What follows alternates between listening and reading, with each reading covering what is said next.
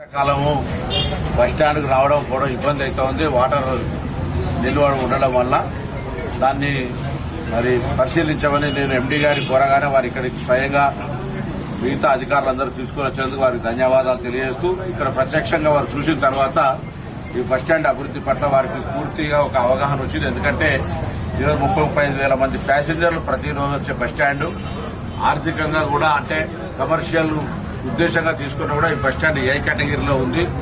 ఈ బస్టాండ్ ప్రజలకు అన్ని రకాల వసతులతో ఉండాలి కాబట్టి ఆ ప్రకారంగా అభివృద్ది చేయాలి అనేటువంటి ఆలోచనతో వారు ఉండడం పట్ల నేను మరి సంతోషాన్ని వ్యక్తం చేస్తూ ఇక్కడ ప్రజలు ఎదుర్కొంటున్న నీటి సమస్య ఏదైతే వర్షంలో బస్టాండ్ మునిగిపోవడం ఏదైతుందో దాన్ని పరిష్కరించడంతో పాటుగా పెరుగుతున్న నగరానికి అనుగుణంగా, ఎందుకంటే ఇక్కడ రేపు పొద్దున engineering college, PG medical college, tourism projects, అదేవిధంగా అర్బన్ ఫారెస్ట్, ఇండస్ట్రియల్ పార్క్ వస్తున్న దృష్ట్యా ఇంక్లూజివ్ గ్రోత్ లో పబ్లిక్ ట్రాన్స్పోర్ట్ సిస్టమ్ కూడా మనకు యాక్సెస్ ఉండాలి. కాబట్టి మాకు ఇప్పుడు కరీంనగర్కు 4 లైన్ రోడ్డు, సిద్దిపేటకు 4 లైన్ రోడ్డు, హన్మకొండకు 4 లైన్ రోడ్డు, జనగామ డిస్టిక్ట్ కేంద్రానికి 4 లైన్, 4 జిల్లా కేంద్రాలకు 4 లైన్ రోడ్స్ అయినాయి. కాబట్టి అయితా ఉన్నటువంటి సందర్భంగా దీన్ని కొంత సెంట్రల్ చేసుకుని ఈ 4 జిల్లా కేంద్రాలకు ఆపరేట్ చేసుకునేటువంటి స్కోప్ ఉన్నటువంటి బస్ స్టాండ్ ఇది.